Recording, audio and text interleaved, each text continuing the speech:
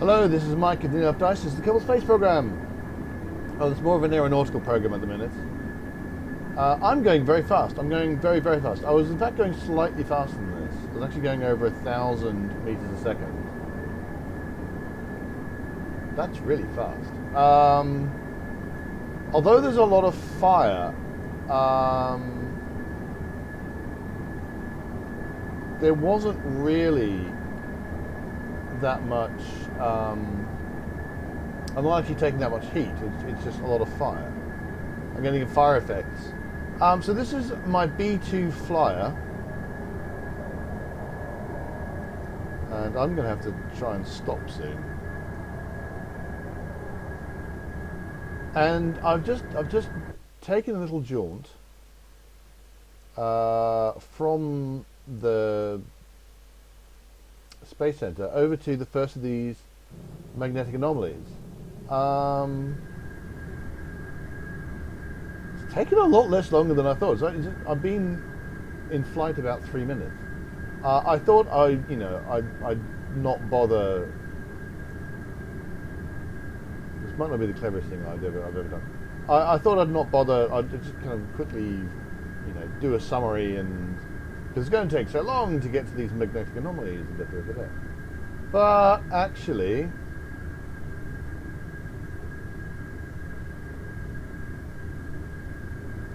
yeah, pointing straight down might not be the cleverest thing for me to do. I'm going to overshoot. Wow.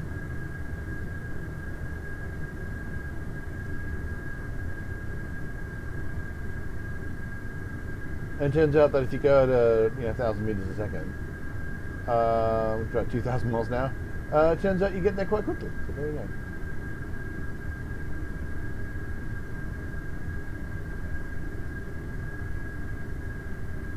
I was quite impressed. There's actually a few things I can adjust about this craft that I hadn't realised I could adjust. Things like I've got monopropellant. I don't need monopropellant. Monopropellant's completely pointless to me. I've got oxidizer, which I don't need. So that's all stuff I can get rid of. Ooh. That wasn't good. And I've just destroyed my parachutes. Because I could have waited, you see. Not good.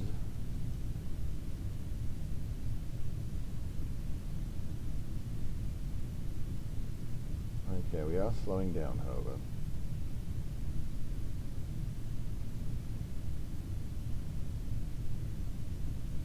Right. And then all I can do is hope that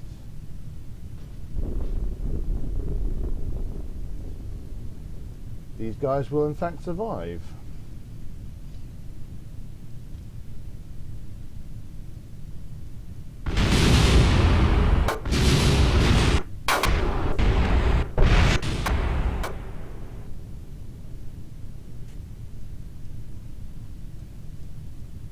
I need to know which of these is going to hit first, because I rather suspect. Alright, you're going to hit first. Alright, okay, and now I go to the other one. I really wish they came with parachutes, That seems like a thing you'd want. Alright. Okay, so that final maneuver was a bit much. Okay, fine. That was my own stupid goddamn fault. How far away is that? 500 meters. Well, let's get Arnica. Arnica's closer to it. She might trigger the EVA quicker than Jebediah. Well, that was embarrassing. I'm doing really brilliantly. I'm getting there so quickly. It's fantastic. Oh dear. I broke my craft. I tried to pull out. Basically what I was trying to do is pull out and slow my speed so that I could go horizontal, then deploy my parachute. But I forgot, as always, that parachutes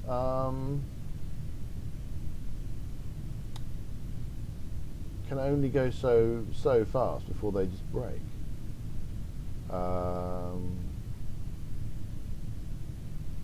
So I'm going to need to get within a few meters of TMA-01.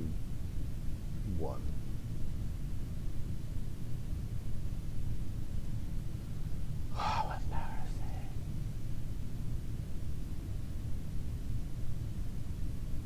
But okay, so I got there quite quickly, which is quite nice. It turns out I can travel when I'm over 10,000 feet. I was at about 10,000 feet, 18,000 meters. Turns out I can travel quite quickly without actually burning up in the atmosphere, even though I get lots of flamey things. So that's a piece of information that I'm going to use for going forward. And then head towards the other ones. They may be far enough that I can do a suborbital thing. It's just that in order to get to those anomalies that are further away, I may want to go suborbital.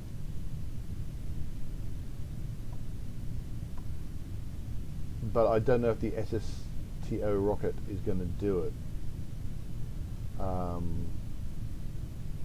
That was the problem that I was having, that I couldn't bring that up to orbit. And maybe it was as simple as I was going west instead of east, and that took away enough delta V that I wasn't then going to get to orbit, because I'm fairly sure I've gotten that SSTO rocket to orbit. It's possible that it was, because it's been a while since I've launched it. It may have been long enough ago that the aerodynamic model has changed enough to change it. But I could always take like my space taxi or something equally ridiculous, and just take something that will definitely get me into orbit and will definitely be able to deorbit. Maybe get the trajectories mod, which is a thing I should get anyway. So when I'm deorbiting, I know exactly where I'm going to be ending up. Broke my entire airplane, but I don't care. I'm going to get this contract regardless. If I remember correctly, this is the monolith that was buried. You can't actually find it, or at least you couldn't when I saw it when I was here last time. So I need to get. I believe I need to get within about 50 meters of it. It's over this ridge. Yeah, so I think it's buried deep in the ground there. So I'm going to have to say not. I won't be able to say, yeah, I found it. I'm going to have to say something along the lines of, well, we got to the point where the anomaly is because our onboard compass, our little Girl Scout compass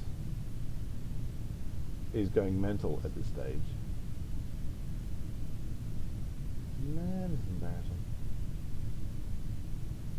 Anyway, yeah, so I found the anomaly. I just can't find anything there because it's a mountainside and you can't see anything in there.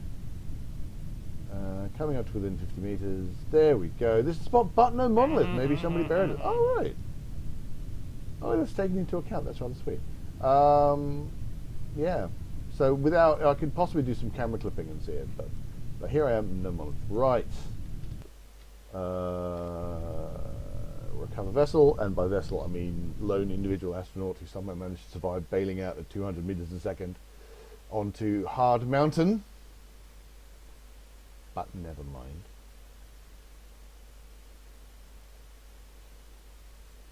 It would feel a little less silly if Kerbals have parachutes. I believe there is, as always, a mod that does that.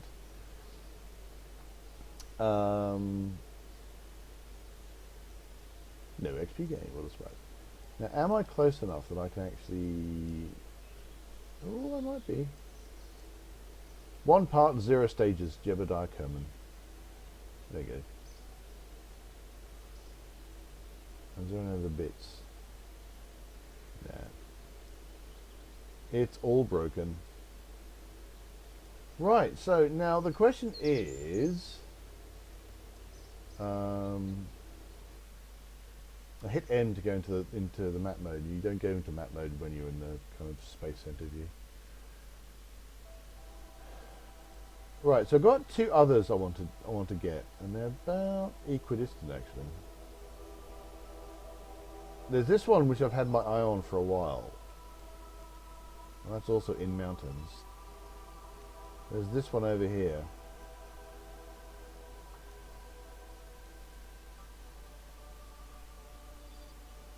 So that one took a few minutes at ridiculous speeds. So it'll be interesting to see what how long it will take me to get over there. Can't activate it from here.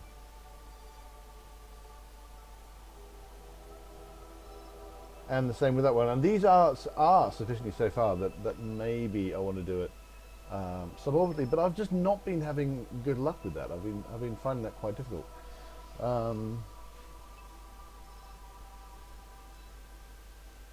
Maybe that's a skill I need to learn. I also need to get rid of some of this debris.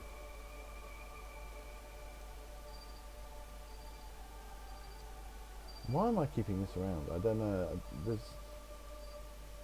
Oh, I know. This is because it's suborbital. This should burn up, right? This should burn up, but it hasn't been burning up because it'll only suffer effects of the atmosphere when it's loaded into memory. So I'm just going to delete it, which means we're just going to pretend that it did in fact burn up. Now I've got these things called debris recovery.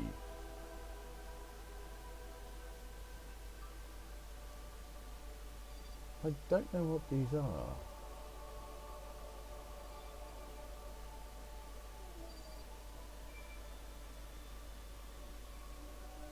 Now these got like one part each. Let's go have a look. I'm trying to remember, did I make a craft called debris recovery? But then it should be debris recovery debris. So I don't know what debris recovery means, or why there's a thing called debris recovery, which is a single part. They may be leftovers from. There's a point where I had various bits of things to go fetch. Oh, it's dark and you can't see.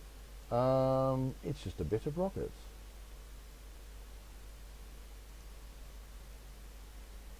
That kind of looks like an upper stage with a fairing. So you've got Werner engines on it, which means it's one of mine. Where are we? And we'll go switch that one, which is the other one.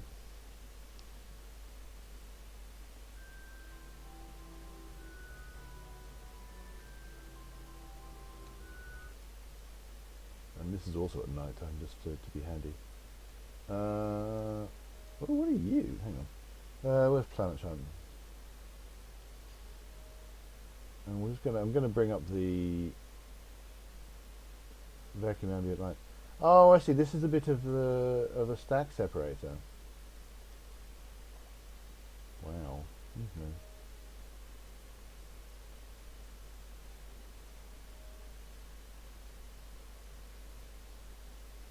Right. So now, okay. So now we can't see it because it's dark, which is acceptable, I suppose.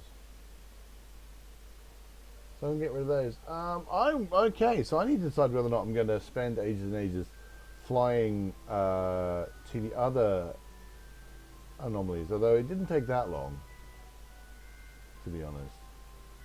Admittedly, that's only 60 kilometers away. That only took a few minutes at 1,000 meters a second. That's approximately 2,000 miles an hour, which is really big. But those other ones are going to be quite.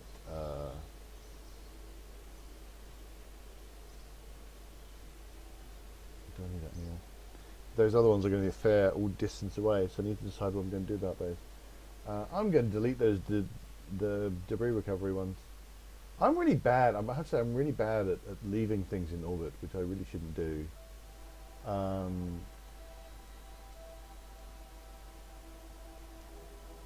If I was really running a proper space program, I should be doing things like making sure that my final, like orbital stages, you actually deliberately want to have a completely separate stage that does the circularization burn.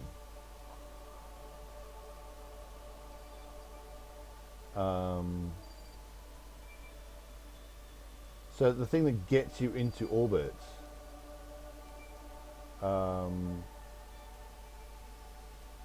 that will burn up in the atmosphere. And it's actually, the stage that will no doubt take you to your destination, whether it's higher up orbit. Oh God, a lot of junk here. That's the thing that does your circularization. That means that the object that the thing that gets you mostly out the atmosphere, that will still be in the suborbital trajectory, and thus will burn up and get rid of itself and clean itself up. As opposed to what I do, which is I bring the whole thing up into orbit.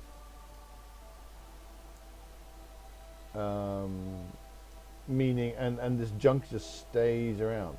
And in real life NASA, you can't just click on things and what is this?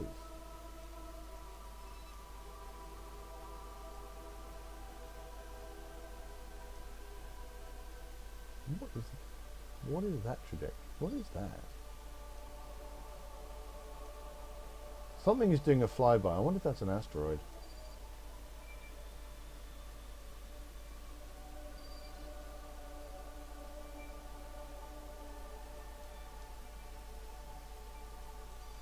Well, that's the actual satellite itself. I don't want to get rid of that. I probably can, because I've got so many satellites in orbit. The reason for having the thermometer satellite hanging around in orbit is that if I ever get a contract to get science, then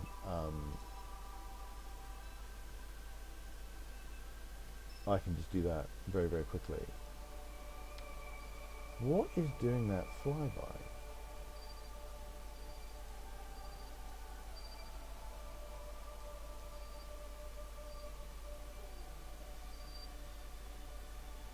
Was that doing the flyby?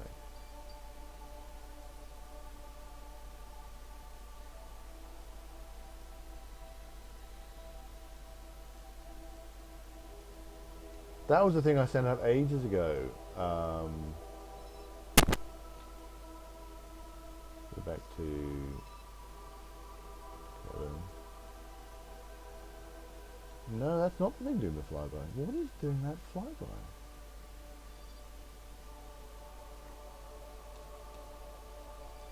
That's really weird. So something is doing this trajectory here, and I cannot see what it is. I can't seem to select it. And it might be one of these, it must be one of these asteroids.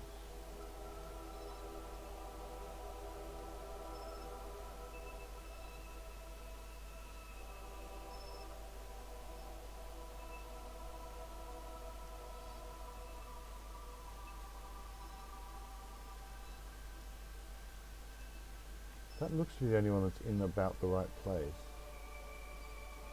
to do that.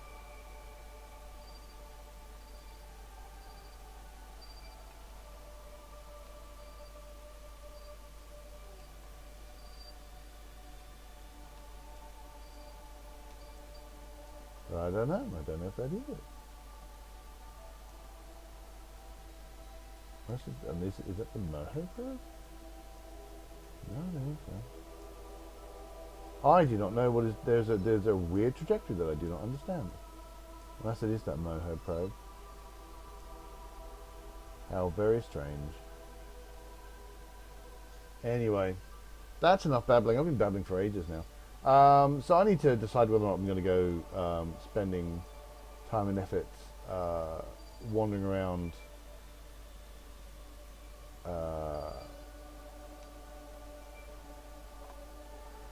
sending airplanes to various anomalies and hopefully not crashing out the sky like I did with that one. But that hopefully means I'm just going to, if I try and pull out, I pull out a bit more, gently.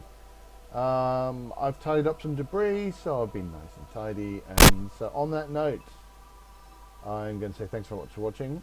Please hit like and subscribe. If you're enjoying these videos, come visit me there at diceydenupdates.com. We're also on Facebook and Twitter. And until next time, reach for the stars and don't pull up so violently that your plane explodes.